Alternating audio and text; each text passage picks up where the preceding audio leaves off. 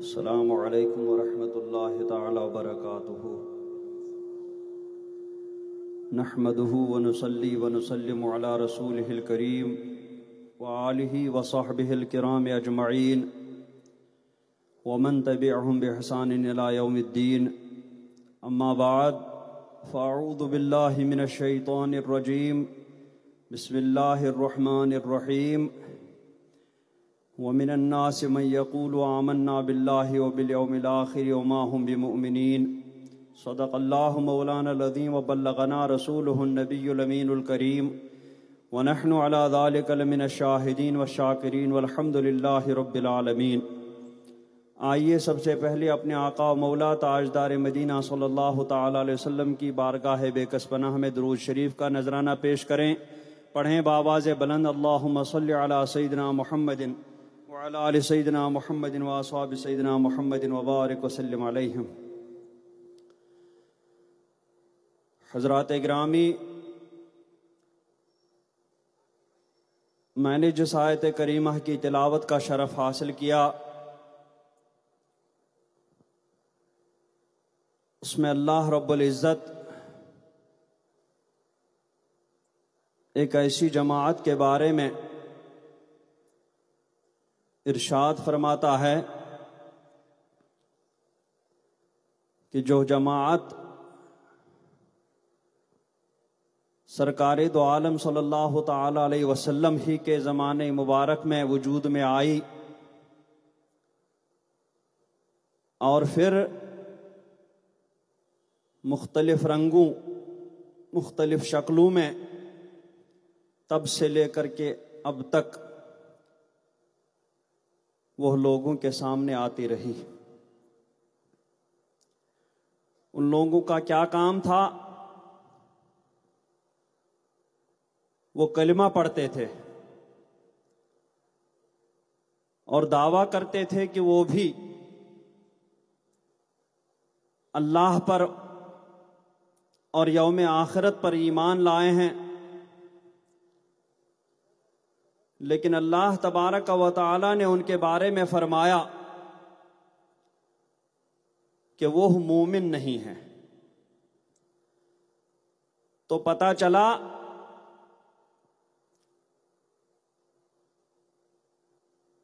کہ صرف زبان سے کلمہ کہنے سے، صرف زبان سے کلمہ پڑھنا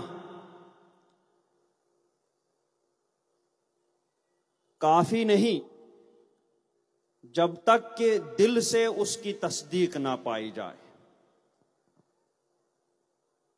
جب تک کہ اس کلمے کے تقاضے پورے نہ کیے جائیں تب تک محض زبان سے کلمے کی ادائیگی یہ مومن ہونے کے لیے کافی نہیں ہے۔ ان کے بارے میں اللہ تبارک و تعالی نے ارشاد فرمایا کہ وَمِنَ النَّاسِ مَن يَقُولُ آمَنَّا بِاللَّهِ وَبِالْيَوْمِ الْآخِرِ، کہ لوگوں میں سے کچھ وہ ہیں جو کہتے ہیں کہ ہم ایمان لائے اللہ پر اور یوم آخرت پر، لیکن وَمَا هُمْ بِمُؤْمِنِينَ، لیکن پھر بھی وہ مومن نہیں ہیں۔ پھر کیوں وہ کلمہ کہتے ہیں اپنی زبان سے؟ اس میں ان لوگوں کو کیا فائدہ؟ اس کلمہ زبان سے ادا کرنے سے ان لوگوں کا کیا مقصد؟ وہ مقصد بھی قرآن پاک نے بتا دیا کہ یخادعون اللہ والذین آمنوا، کہ وہ کلمہ زبان سے ادا کرنے کا مقصد ان لوگوں کا یہ ہے کہ وہ دھوکہ دینا چاہتے ہیں اللہ کو اور مومنین کو، وہ فریب دینا چاہتے ہیں اللہ کو اور مومنین کو۔ علماء نے فرمایا ہے کہ یہاں پر اللہ تبارک و تعالیٰ کو کوئی دھوکہ کیسے دے سکتا؟ ان لوگوں نے فرمایا کہ یہاں پر اللہ تعالیٰ کا ذکر صرف تحسین کلام کے لیے ہے، اور اس کا فائدہ یہ ہے کہ مومنوں کو دھوکہ دینا وہ اللہ ہی کو دھوکہ دینا ہے، مومنوں کے ساتھ دھوکہ کرنا وہ گویا اللہ کے ساتھ ہی دھوکہ کرنا ہے. اس لیے کلمہ جلالت کا یہاں پہ ذکر فرمایا. لیکن وہ مومنوں کو دھوکہ نہیں دے سکتے. اللہ تبارک و تعالی ان کی اصلیت سامنے لائے گا ہی.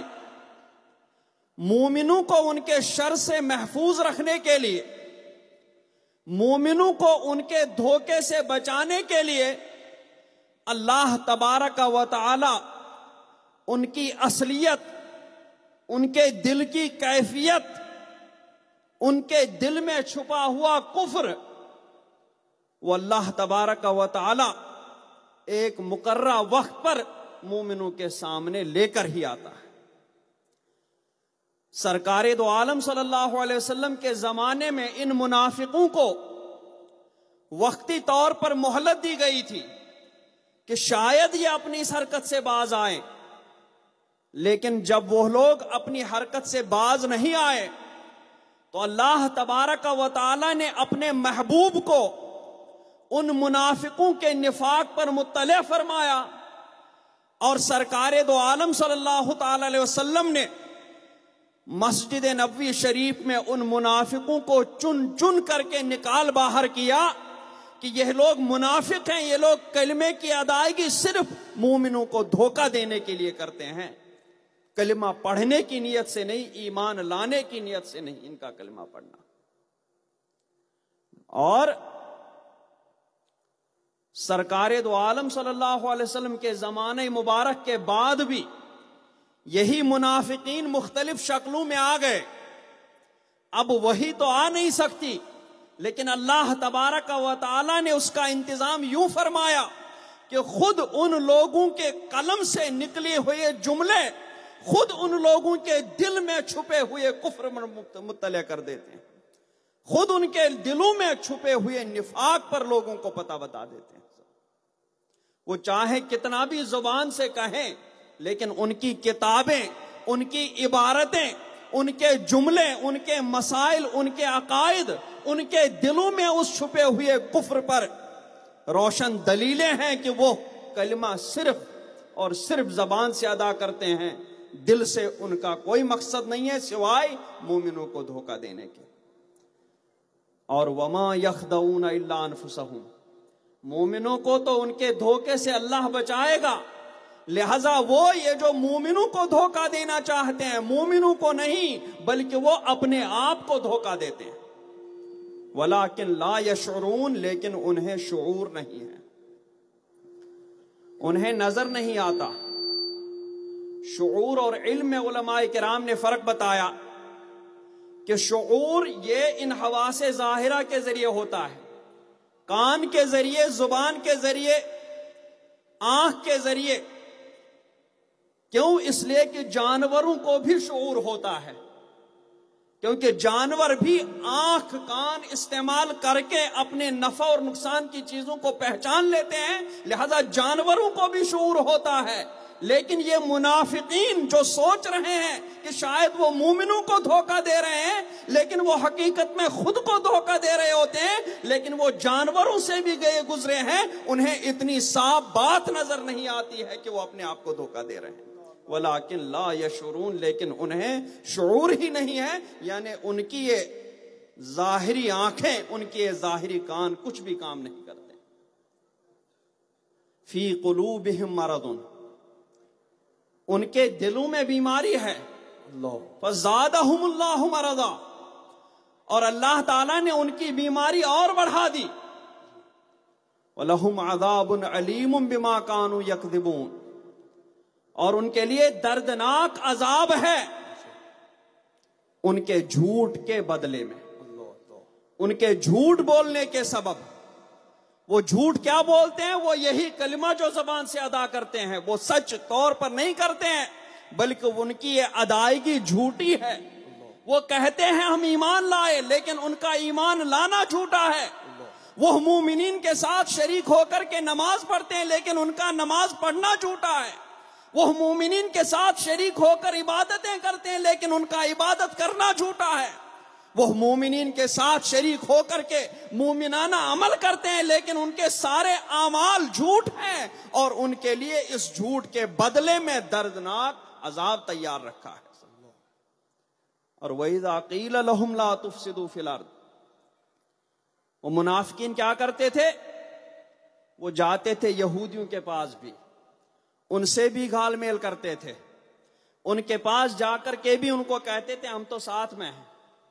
وہ جاتے تھے مشرکین کے پاس، ان کے پاس بھی جا کر کے میل جول رکھتے تھے، ان کے پاس جا کر کے اٹھک بیٹھک رکھتے تھے، اور جب ان سے کہا جاتا تھا کہ یہ گھال میل چھوڑ دو، یہ میل جول چھوڑ دو، اور اس کو قرآن پاک نے فساد سے تعبیر فرمایا کہ ان کافروں کے ساتھ بھی جو اٹھنا بیٹھنا کرتے ہو یہ سب چھوڑ دو، سچے مومن بن جاؤ، دل سے تصدیق کرو اور مومنوں کی طرح مومن بن جاؤ۔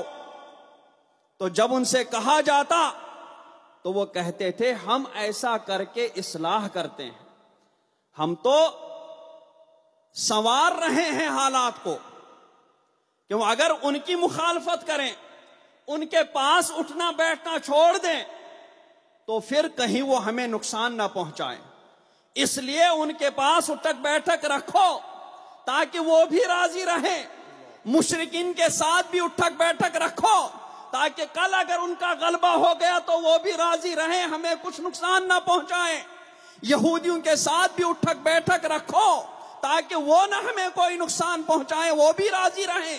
تو قرآن پاک نے فرمایا وَإِذَا قِيلَ لَهُمْ لَا تُفْسِدُوا فِي الْأَرْضِ، جب ان سے کہا جاتا کہ زمین میں فساد نہ کرو، قَالُوا إِنَّمَا نَحْنُ مُصْلِحُونَ، تو کہتے کہ ہم تو اصلاح کرنے والے ہیں، ہم تو سنوارنے والے ہیں۔ اللہ تعالیٰ نے فرمایا کہ یہ جو تم ہر جگہ جا کر کے فساد کر رہے ہو اور اس کو اصلاح سے تعبیر کر رہے ہو، الا انہم ہم المفسدون، سنو یہی لوگ فسادی ہیں، یہ فساد کرنے والے ہیں، ولکن لا یعلمون، لیکن یہ اس فساد کو فساد نہیں سمجھتے، اس بگاڑ کو یہ سمجھ رہے ہیں کہ ہم حالات سنوار رہے ہیں، جبکہ یہ حالات کو بگاڑ رہے ہوتے ہیں، جبکہ یہ دین کو بگاڑ رہے ہوتے ہیں۔ اور وَإِذَا قِيلَ لَهُمْ آمِنُوا كَمَا آمَنَ النَّاسِ، جب ان سے کہا جاتا کہ ایمان لاؤ جیسے اور لوگ ایمان لائے، تو اس وقت جو ایمان لانے والے اور لوگ تھے وہ صحابہ کرام تھے۔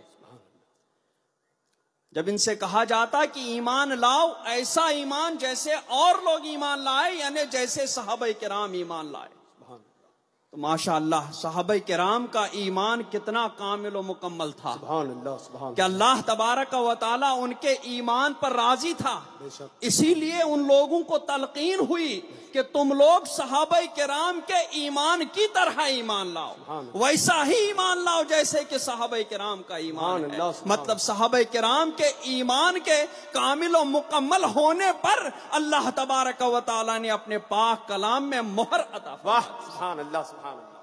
اور پھر اس آیت کریمہ سے آگے فرمایا قَالُوا أَنُؤْمِنُ كَمَا آمَنَ السُّفَهَاءُ، ان منافقوں نے اللہ تبارک و تعالی ان صحابہ کرام کا، سرکار کا ارشاد سن کر اس پر عمل کرنے کے بجائے ان صحابہ کرام کے متعلق بری باتیں کرنی شروع کر دی، صحابہ کرام کو برا کہنا شروع کر دیا، اور کیا کہنے لگے قَالُوا أَنُؤْمِنُ كَمَا آمَنَ السُّفَهَاءُ، کہ کیا ہم اس طرح ایمان لائیں جس طرح بے وقوف ایمان لائیں، یعنی صحابہ کرام کو برا کہنے والے سرکار کے زمانے میں ہی وجود میں آ چکے تھے۔ صحابہ کرام کو برا کہنا یہ انہی منافقوں کا طریقہ ہے جو منافقین سرکار کے دور میں ہی، صحابہ کرام کے دور میں ہی وجود میں آ چکے تھے۔ تو جو بھی اب صحابہ کرام کو برا کہہ رہے ہیں وہ سارے انہی منافقوں کی روش پر قائم ہے، اور جو صحابہ کرام کے ایمان کی طرح اپنا ایمان بنانا چاہتے ہیں وہ اللہ تبارک و تعالیٰ کے ارشاد پر عمل کرتے ہیں۔ سبحان اللہ سبحان اللہ۔ اس لیے قرآن پاک نے جب دعا مانگنے کے لیے حکم دیا کہ کہو اہدنا الصراط المستقیم، کہ پروردگار ہمیں سیدھے راستے پر چلا. تو اب سیدھا راستہ کون سا راستہ؟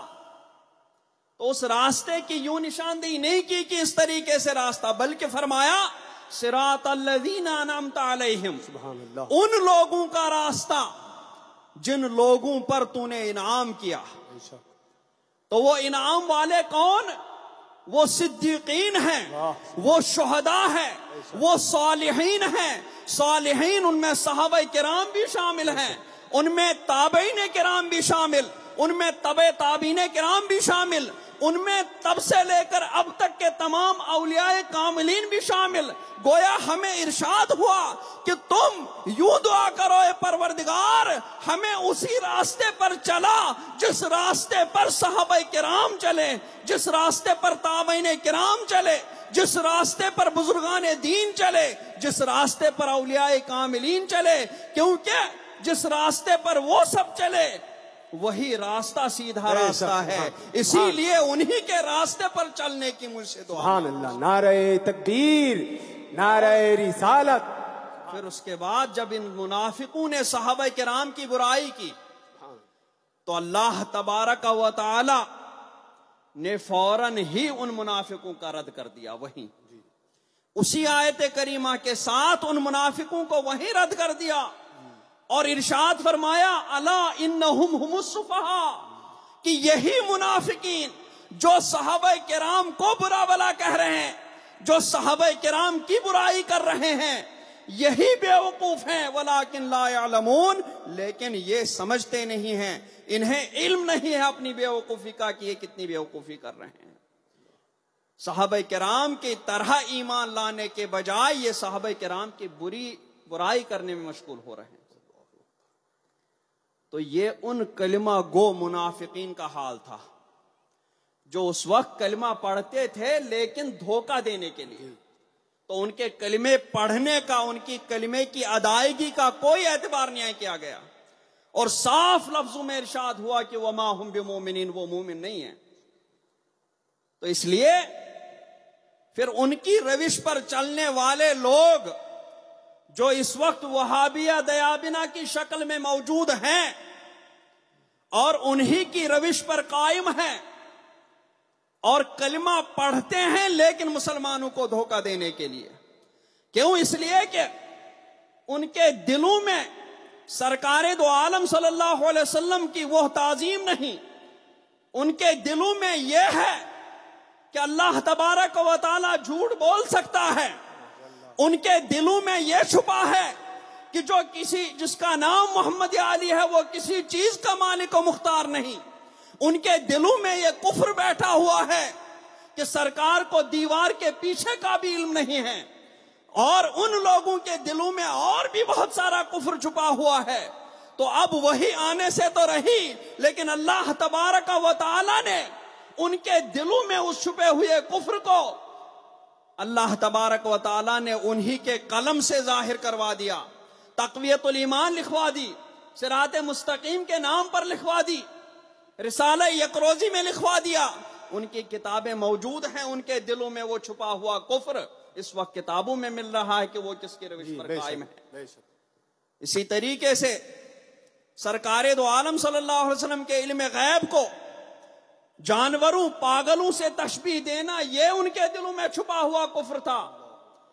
اور سرکار کو خاتم النبیین بمانا آخری نبی ماننا، یہ بھی ان کے دلوں میں چھپا ہوا کفر تھا جس کا ان لوگوں نے انکار کر لیا. اسی طریقے سے سرکار کے میلاد مبارک کو مختلف گندی باتوں سے تشبیہ دینا، یہ بھی ان کے دلوں میں چھپا ہوا کفر تھا. اور یہ کفر ان کے دلوں سے باہر آ کر کے ان لوگوں نے بہت سارے اوراق سیاہ کر لیے، اپنی کتابیں لکھ ماری جن میں ان لوگوں نے اپنے اس دل میں چھپے ہوئے کفر سے ہمیں آگاہ کیا. اللہ تبارک و تعالی نے ہمیں ان سے بچایا. بے شک. ورنہ اگر ان کے دلوں کا یہ کفر ظاہر نہیں ہوتا تو پتہ نہیں کتنے مسلمان، کتنے مومن ان کے اس کفری سیلاب میں بہہ کر کے ہمیشہ ہمیشہ کے لیے ہلاک ہو جاتے. لیکن اللہ کا کرم ہوا، سرکار اعلیٰ حضرت علیہ رحمت و رضوان نے فوراً ان کے ان چھپے ہوئے کفروں کو لوگوں کے سامنے بیان کیا کہ یہ وہی جماعت ہے جو اسی روش پر قائم ہے جس روش پر منافقین قائم تھے، لہذا ان کے کلمے سے دھوکہ نہ کھانا، یہ ان لوگوں کی نمازوں سے دھوکہ نہ کھانا، اس لیے کہ ان لوگوں کے ہاں تو خدا بھی جھوٹ بول سکتا ہے، ان لوگوں کی نمازیں جھوٹی ہیں، ان لوگوں کا ایمان جھوٹا ہے، ان لوگوں کا کلمہ پڑھنا جھوٹا ہے، یہ صرف اور صرف مومنوں کو دھوکہ دینے کے لیے یہ کلمہ زبان سے ادا کر دیتے ہیں، نہ حقیقت میں ان کا کلمے سے کوئی تعلق نہیں ہے۔ اس لیے کلمہ پڑھنے کی وجہ سے دھوکہ نہیں کھانا۔ اور یہ غیر مقلد جو ایک ہی مسئلہ لے کر کے چل پڑے ہیں، صحابہ کرام رضوان اللہ تعالی علیہم اجمعین کے بعد، چونکہ اس وقت اللہ تبارک و تعالی نے انہیں کمال کا حافظہ عطا فرمایا تھا، سینے میں لاکھوں احادیث کریمہ محفوظ رہتی تھی، ان احادیث کریمہ سے نکلے ہوئے لاکھوں مسائل ان کے سینوں میں محفوظ تھے، اور وہ مسائل جو پوچھتے تھے ان لوگوں کو بتا دیا کرتے تھے۔ صحابہ کرام کے بعد تابعین کرام کا دور آیا، تابعین کرام کے زمانے میں بھی بے شمار مجتہدین کرام موجود تھے، ہر علاقے میں کوئی نہ کوئی مجتہد ضرور ملتا تھا۔ یہ حضرت سفیان ثوری ہیں، حضرت عبداللہ ابن مسعود کے شاگردان اعظام، حضرت عبداللہ ابن عباس رضی اللہ تعالیٰ عنہ کے شاگردان اعظام، حضرت عبداللہ ابن عمر رضی اللہ تبارک و تعالیٰ عنہ کے شاگردان اعظام، ایک سے ایک بڑھ کر کے مجتہد ان بزرگوں نے اپنے پیچھے چھوڑ دیے تھے۔ ہر گاؤں میں ایک نہ ایک مجتہد ضرور ملتا تھا جو قرآن پاک اور احادیث کریمہ سے مسائل نکالنے کی استطاعت رکھتا تھا، اور جو ہی اس مجتہد سے کوئی مسئلہ پوچھتا تھا وہ مجتہد اپنی فہم کے مطابق اپنے قرآن پاک اور احادیث کریمہ سے نکالے ہوئے مسائل ان لوگوں تک پہنچاتے تھے، ان لوگوں کو بتا دیا کرتے تھے۔ اور چونکہ سب قرآن پاک اور احادیث کریمہ سے مسئلہ نکالنے کی استطاعت رکھتے تھے، سب کی دلیل قرآن پاک اور احادیث ہی ہوا کرتی تھی، سب کا ماخذ قرآن پاک اور احادیث ہی ہوا کرتے تھے، اور ان لوگوں میں اجتہاد کی اہلیت تھی، قرآن پاک سے مسائل نکالنے کی استطاعت تھی، احادیث کریمہ سے مسائل مستنبط کرنے کی طاقت تھی۔ اس وجہ سے وہ لوگ ایک دوسرے کی برائی نہیں کرتے تھے، ایک نہیں کہتا تھا کہ فلاں نے جو مسئلہ بیان کیا وہ غلط ہے، دوسرا نہیں کہتا تھا کہ فلاں مجتہد نے جو مسئلہ بیان کیا وہ غلط ہے۔ امام شافعی اگر مسئلہ نکالتے تھے تو یہ نہیں کہتے تھے امام مالک نے اگر اس کا مسئلہ بتایا غلط ہے، امام سفیان ثوری اگر مسئلہ نکالتے تھے تو یہ نہیں کہتے تھے کہ سفیان ابن عیینہ نے جو مسئلہ بتایا وہ غلط ہے، نہیں، انہیں پتا تھا کہ سفیان ابن عیینہ بھی مجتہد ہیں، سفیان ثوری بھی مجتہد ہیں، امام مالک بھی مجتہد ہیں، امام اعظم بھی مجتہد ہیں، امام احمد ابن حنبل بھی مجتہد ہیں، امام محمد بھی مجتہد، امام ابو یوسف بھی مجتہد، یہ سب مجتہدین کرام قرآن و حدیث ہی سے مسئلے نکالتے تھے، اور اس لیے یہ ایک دوسرے کو غلط نہیں کہتے تھے کہ جو جس مسئلے پر عمل کریں، جو سفیان ابن عیینہ کے مسئلے پر عمل کرے بتائے ہوئے مسئلے پر وہ بھی حق پر ہے، جو سفیان ثوری کے بتائے ہوئے مسئلے پر عمل کرے وہ بھی صحیح ہے۔ لہذا جس کو جو عالم میسر ہوتا وہ انہی سے مسئلہ پوچھ کر کے اس مسئلے پر عمل کر لیتا تھا، دوسرا عالم اگر ادھر آتا بھی تھا تو وہ ان کو نہیں کہتا تھا غلط ہے یہ، بلکہ وہ انہیں کہتا تھا کہ وہ مجتہد ہیں، انہوں نے جو مسئلہ بتایا اپنے اجتہاد کے مطابق انہوں نے صحیح بتایا۔ اور مجتہدین کرام کا معاملہ یہ ہوتا تھا کہ ان کو اگر ان کا اجتہاد ثواب پاتا تھا یعنی درست ہوتا تو اللہ تبارک و تعالی انہیں 2 اجر عطا فرماتا، ایک اجتہاد کرنے کا اجر، اور دوسرا پھر اجتہاد کرنے کے بعد درست مسئلہ پانے کا اجر، انہیں اللہ تبارک و تعالی 2 اجر عطا فرماتا تھا۔ اور اگر وہ مسئلے کی تہ تک درستگی تک نہیں بھی پہنچتے تھے تب بھی اللہ تبارک و تعالی انہیں اجتہاد کرنے کا اجر و ثواب عطا فرماتا، یعنی ایک ثواب ان کے لیے متعین تھا اور دوسرا ثواب صرف اس کے لیے تھا کہ جو اجر و ثواب پاتا جو درستگی اور مسئلے کی تہ تک پہنچ جاتا تھا، جو مسئلہ عند اللہ صحیح ہوتا۔ تو ان مجتہدین کرام میں یہ معاملہ تھا۔ پھر جب مجتہدین کرام ایک ایک کر کے چلے گئے اور مجتہدین کرام کی تعداد کم ہونے لگی اور اپنے پیچھے وہ اپنے جیسا مجتہد چھوڑتے بھی نہیں تھے، اور اپنے قرآن و حدیث سے نکالے ہوئے مسائل کو اپنے ہی ساتھ لے کر کے وہ دفن ہو جاتے تھے۔ ان کے مسائل نکالے ہوئے وہ مدون نہیں ہوتے تھے، کتابوں میں لکھے ہوئے نہیں رہتے تھے، اس لیے وہ مسائل انہی کے ساتھ دفن ہوتے تھے۔ تو اس لیے سب سے پہلے حضرت امام اعظم رضی اللہ تبارک و تعالی عنہ کی توجہ اس طرف ہوئی کہ مجتہدین کرام ایک سے ایک کر کے اٹھتے جا رہے ہیں اور اپنے پیچھے اپنا نعم البدل ہی نہیں چھوڑ رہے ہیں، اس لیے آگے چل کر کے لوگوں کو مسئلہ معلوم کرنا بہت مشکل ہو جائے گا، کہاں سے مجتہد ملیں گے۔ اس لیے امام اعظم رضی اللہ تبارک و تعالی عنہ نے خود اور اپنے ساتھ اپنے شاگردان اعظام کی ایک جماعت لے کر کے قرآن پاک اور احادیث کریمہ سے جو مسائل نکالنے شروع کیے، ان مسائل کو امام اعظم رضی اللہ تبارک و تعالی عنہ نے فوراً ہی مدون کروانا بھی شروع کر دیا، لکھوانا شروع کر دیا کہ اگر ہم چلے بھی جائیں تو لوگوں کی رہنمائی کے لیے ہماری کتابیں موجود ہوں، لوگوں کو کوئی مسئلہ معلوم کرنے کے لیے دقت پیش نہ آئے گی، لوگوں کو مسئلہ معلوم کرنے کے لیے کوئی مشکل درپیش نہیں آئے گی۔ اس وجہ سے امام اعظم رضی اللہ تبارک و تعالی عنہ نے ان مسائل کو فوراً ہی لکھوانا شروع کر دیا، اور ادھر پھر دوسرے ائمہ کرام کی توجہ بھی اس طرف ہوئی۔ امام مالک رضی اللہ تبارک و تعالی عنہ نے بھی یہی کام مدینہ منورہ میں شروع کر دیا، اور اپنے نکالے ہوئے مسائل اور طریقے اپنی موطا شریف میں انہوں نے مدون کروانا شروع کر دیے۔ امام شافعی رضی اللہ تبارک و تعالی عنہ نے اپنے مسائل اور اپنے اصول انہوں نے اپنی کتابوں میں لکھنا شروع کر دیے۔ اس طریقے سے ان بزرگوں کی، اور آگے چل کر کے امام احمد ابن حنبل رضی اللہ تعالی عنہ نے بھی اپنے نکالے ہوئے مسائل مدون کر دیے۔ تو باقی مجتہدین کرام تو چلے گئے، اور انہوں نے اپنے پیچھے نہ اپنے جیسے شاگرد چھوڑے، نہ اپنے جیسے مجتہد چھوڑے، اور نہ ہی کوئی کتاب چھوڑی جس سے ان کا نکالا ہوا مسئلہ معلوم ہو جاتا۔ تو وہ اور ان کے نکالے ہوئے مسائل ان کے ساتھ ہی اس دنیا سے رخصت ہو گئے۔ لیکن امام اعظم، امام مالک، امام شافعی، امام احمد ابن حنبل، ان بزرگان دین نے مسائل مدون کروا دیے، جو بھی قرآن و حدیث سے نکالا تھا وہ سب ان لوگوں نے لکھوا لیا تھا۔ اس لیے جب یہ دنیا سے رخصت بھی ہو گئے تو لوگوں کو مسئلہ حاصل کرنے کے لیے ان کی کتابیں موجود تھی، لوگوں کو مسئلہ معلوم کرنے کے لیے ان کی لکھوائی ہوئی، ان کی مدون کی ہوئی کتابیں معلوم تھی، وہ انہی کتابوں سے مسئلہ معلوم کر لیتے تھے۔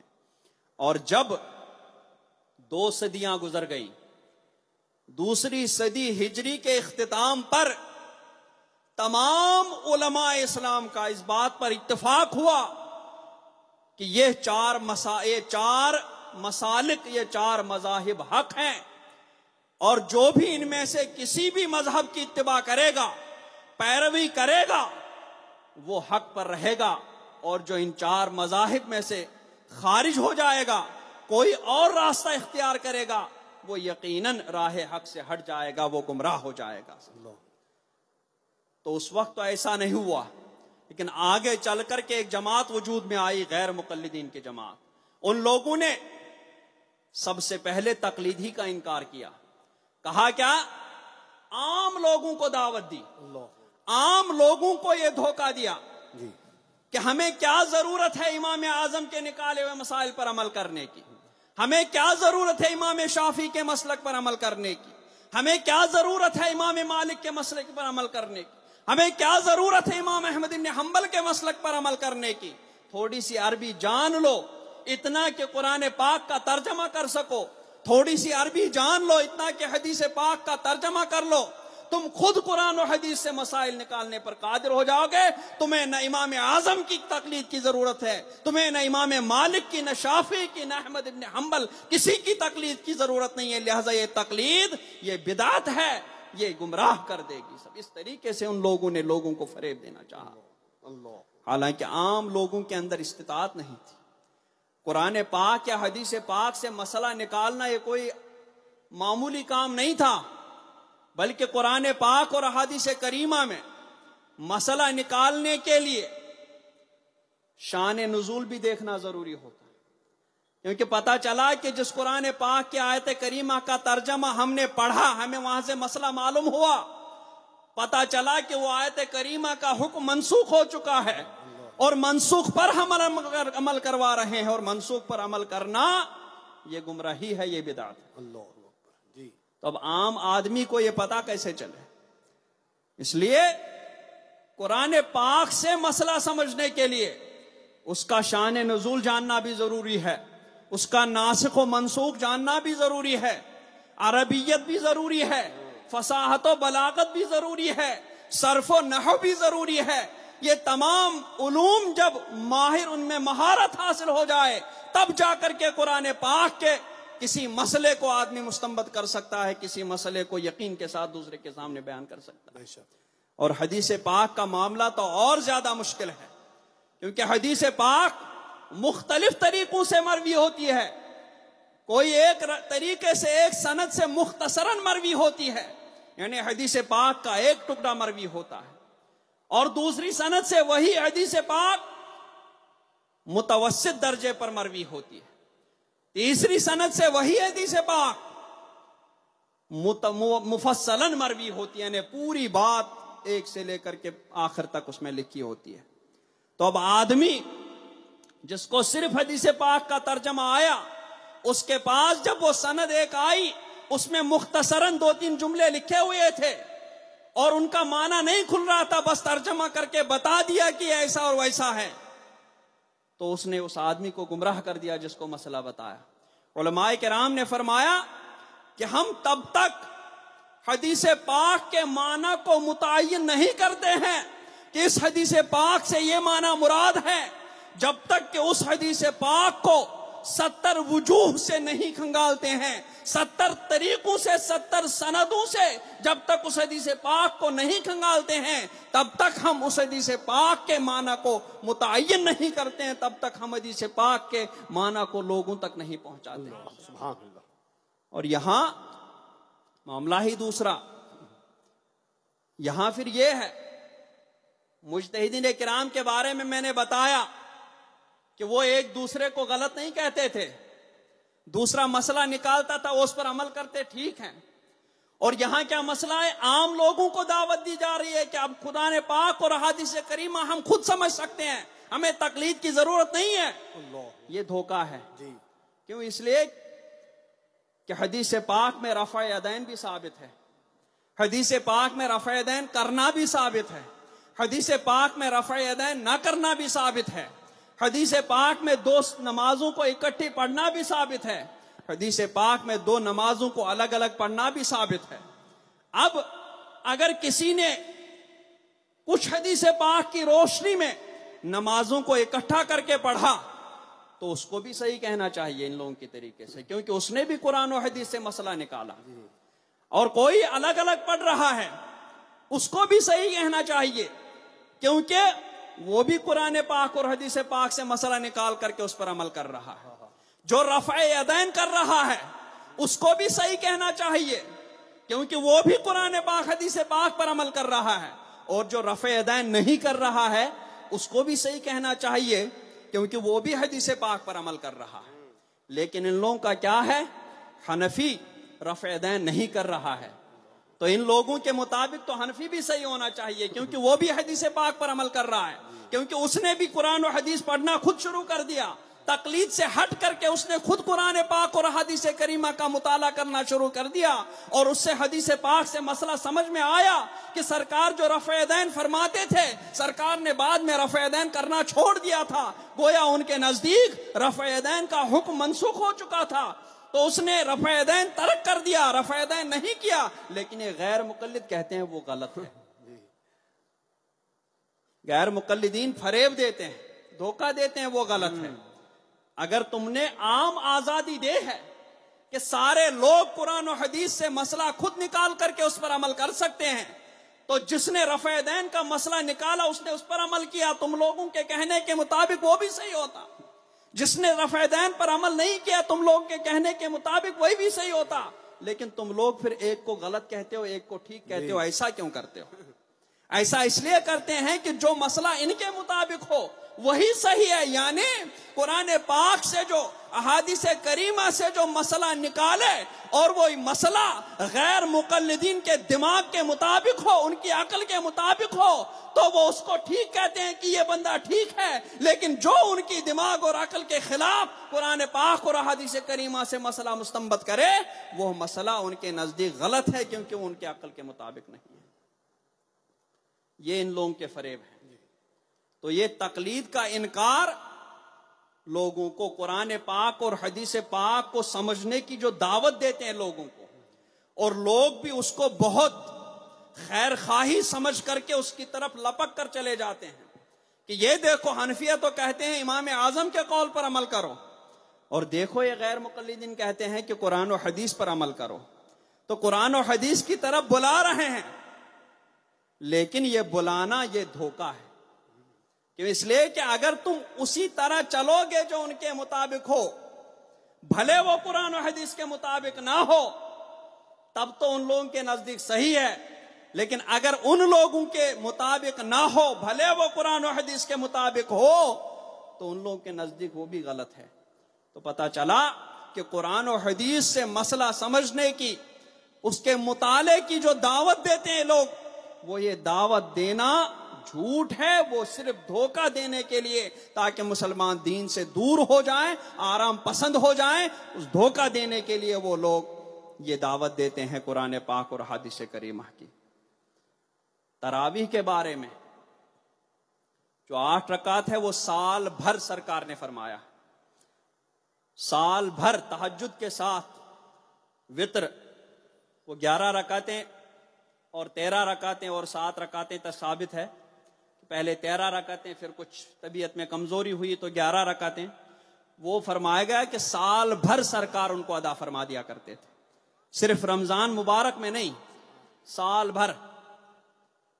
اور رمضان مبارک کے تعلق سے جو روایتیں آئی ہیں، وہ ایک اہل مدینہ کا عمل 40 رکعتیں، دوسری امام مالک سے ایک روایت 36 رکعتیں، اور تیسری جو جمہور مسلمین کا عمل 20 رکعتیں. تراویح کے بارے میں یہی 3 رکعتیں آئی ہیں، یہی 3 روایتیں آئی ہیں. لیکن ان 3 روایتوں میں سے کسی ایک روایت کو بھی غیر مقلدین نے قبول نہیں کیا، اور قبول کیا تو وہ 8 رکعت والی. اگر لینا ہی تھا، حنفیوں کی مخالفت ہی کرنی تھی، 20 رکعت میں حنفیوں کی موافقت ہو جاتی. لیکن حنفیوں کی موافقت ان لوگوں کے لیے بہت بڑی مصیبت ہے. اگر اس کی مخالفت ہی کرنی تھی تو 36 رکعت کی روایت لے لیے ہوتے. ان کی مخالفت ہی کرنی تھی 40 رکعت والی روایت لے لیے ہوتے. لیکن اس کو نہیں لیا. کیوں؟ اس لیے کہ 36 رکعت پڑھنے میں، 40 رکعت پڑھنے میں پوری رات نکل جاتی. حنفیوں سے بھی زیادہ ٹائم نکل جاتا ان لوگوں کا. اس لیے ان روایتوں کو ایک طرف چھوڑ کر کے وہ روایت لی جس کا تراویح سے کوئی لین دین نہیں تھا، جس کا تراویح سے کوئی تعلق نہیں تھا، بلکہ وہ تہجد کے طور پر، وطر کے طور پر سرکار ادا فرما لیا کرتے تھے. وہی 8 رکعت ان لوگوں نے لے لی اور اسی پر عمل کیا، کیونکہ وہ آرام دہ تھی. اس میں زیادہ آرام تھا کہ تراویح بھی کے نام پر تراویح بھی ہو جائے. یہ بھی نہ ہو کہ وہ لوگ تراویح نہیں پڑھتے ہیں، قیام اللیل نہیں کرتے ہیں رمضان المبارک میں، اور یہ بھی نہ ہو کہ تھک جائیں، پوری رات ہماری تراویح پڑھتے پڑھتے ہی نکل جائیں. لہذا وہ لوگ اہل ہوا ہیں، اہل حدیث نہیں. کیوں؟ اس لیے کہ اپنی خواہش کے مطابق چلتے ہیں. اور جب حنفیہ ان کے کسی مسئلے پر اعتراض کرتے ہیں تو ان کے پاس خود اس کا کوئی جواب نہیں ہوتا، تو ادھر ادھر دیکھنے لگتے ہیں. شوافے کے ہاں اگر کچھ مل جاتا ہے تو وہ ڈھونڈ کے لے آتے ہیں، مالکیہ کے ہاں اگر کچھ مل جاتا ہے وہ ڈھونڈ کے لاتے ہیں، اور اسی کو حنفیہ کے سامنے پیش کر دیتے ہیں. لو تمہاری روایتوں کا جواب. تو حنفیہ واپس کہہ دیتے ہیں کہ تم شوافے کو بھی مشرک کہتے ہو تقلید کرنے کی بنا پر، مالکیوں کو بھی مشرک کہتے ہو تقلید کرنے کی بنا پر، لیکن جب تم لوگوں پر اعتراض کیا جاتا تو انہی مالکی اور شافیوں سے تمہیں جواب لے کر کے آتے ہو. تمہیں شرم کیوں نہیں آتی ہے؟ لیکن اس کا کوئی جواب ان غیر مقلدوں کے پاس نہیں رہتا. تو جس طریقے سے سرکار کے زمانے میں اچھی بات کو کلمت حق نرید بہل باطل اچھی بات رہتی تھی لیکن نیت اس میں باطل کی رہتی تھی. کلمہ پڑھنا بہت اچھی بات ہے لیکن ان کا مقصد کیا رہتا تھا؟ مومنوں کو دھوکہ دینا، صحابہ کرام کو دھوکہ دینا. تو بات اچھی ہوتی تھی لیکن ارادہ باطل کا ہوتا تھا. اسی طریقے سے ان غیر مقلدوں کی بات، قرآن و حدیث کی دعوت، اس کو پڑھنے کی دعوت، مطالعہ کرنے کی دعوت، اس میں مہارت حاصل کرنے کی دعوت، بات بہت اچھی ہے لیکن ان کا مقصد باطل ہے، ان کی نیت بگڑی ہوئی ہے. وہ لوگوں کو قرآن و حدیث کے قریب نہیں کرنا چاہ رہے ہیں بلکہ وہ اس آڑ میں لوگوں کو دین سے دور کرنا چاہ رہے ہیں، لوگوں میں فساد کرنا چاہ رہے ہیں. اللہ تبارک و تعالی ان غیر مقلدوں کے ان فریبوں سے ہمیں بچائے. آمین. یہاں سنا ہے بہت وہابیت پھیل رہی ہے اور یہی دھوکے کی وجہ سے پھیلائی جاتی ہے. جب تمام علماء کرام نے تب سے لے کر کے اب تک مذاہب اربعہ پر اتفاق کیا، سب بزرگان دین نے، تبع تابعین کرام نے، اولیاء کاملین نے اسی راستے کو چنا تو ہمارے لیے بھی وہی راستہ نجات کا راستہ ہے. ہم بھی انہی بزرگان دین کے عمل پر، ان کے نقش قدم پر چلیں تو ہی ہمیں نجات مل سکتی ہے. اور یہ لوگ وہی گھسی پٹی پرانی باتیں لے کر کے ہر دور میں نئے نئے لباس میں لوگوں کے سامنے آتے ہیں دھوکہ دینے کے لیے.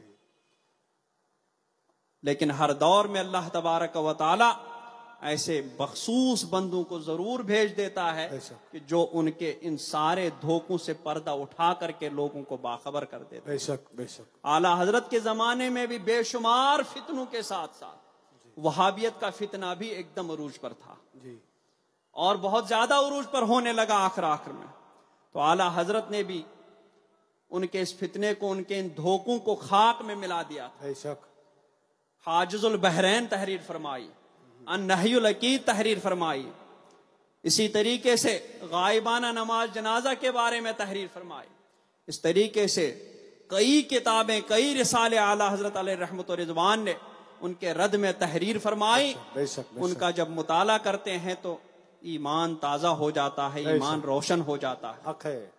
کیوں؟ اس لیے کہ وہ بھی اللہ تبارک و تعالیٰ کی طرف سے وہ دلیلیں ہوتی ہیں جو ان بزرگوں کے دلوں میں الہام ہوتی ہیں. بے شک بے شک. حق ہے. ایک تو آیت کریمہ جو قرآن پاک کی آیتیں ہیں، ایک وہ آیت کریمہ ہے جو قرآن پاک کی آیتیں ہیں. ان آیتوں کے بارے میں بھی اللہ تبارک و تعالیٰ کا ارشاد ہے کہ وہ بھی جب مومن سنتے ہیں تو مومنوں کے ایمان میں اضافہ ہو جاتا ہے، اس میں تازگی آ جاتی ہے. اور ایک بکھری ہوئی آیتیں دنیا میں، ان کو بھی اللہ تبارک و تعالیٰ نے آیت فرما دیا. بکھری ہوئی آیتیں جو پورے عالم میں بکھری پڑی ہیں، ان میں بھی جب غور کرتا ہے آدمی، ان میں بھی جب سوچ وچار کرتا ہے آدمی تو ضرور اس کے ایمان میں اضافہ ہو جاتا ہے. اعلیٰ حضرت علیہ رحمت و رضوان بھی آیت من آیات رب العالمین، سبحان اللہ سبحان اللہ، چلتی پھرتی آیت تھے. اور ان میں بھی، ان کی کتابوں میں بھی آدمی جتنا غور و فکر کرتا ہے، جتنی ان کی کتابوں میں مطالعہ کرتا ہے، ان میں غور و فکر سوچ بچار کرتا ہے، اتنا ہی زیادہ آدمی کے ایمان میں تازگی آ جاتی ہے، آدمی کے ایمان میں اضافہ ہو جاتا ہے. وہاں کتابوں میں اللہ تبارک و تعالیٰ کی عظمت بھی مل جاتی ہے، سرکار دو عالم صلی اللہ علیہ وسلم کی محبت بھی مل جاتی ہے، بزرگان صحابہ کرام کی تعظیم مل جاتی ہے، اولیاء کاملین کی بارگاہوں کا ادب بھی مل جاتا ہے. وہ اعلیٰ حضرت کی کتابیں اور رسالے، وہاں آپ کو وہی صراط مستقیم مل جائے گی جس صراط مستقیم کے دعا کرنے کے اللہ تبارک و تعالیٰ نے ہمیں تلقین فرمائی ہے. اللہ تبارک و تعالیٰ ہمیں ان کے نقش قدم پر چلنے کی توفیق رفیق عطا فرمائے اور بزرگان دین کے فیوز و برکات سے ہمیں مالا مال فرمائے. اور یہ جو بدعقیدہ ہر دور میں مختلف رنگوں میں، مختلف شکلوں میں آتے ہیں، اللہ تبارک و تعالیٰ ہمیں ان کے فتنوں سے محفوظ رکھے، ہمیں ان کے شر سے محفوظ رکھے۔ وصلی اللہ تعالی علی خیر خلقہ محمد وعلی آلہ وصحبہ اجمعین برحمتک یا ارحم الراحمین۔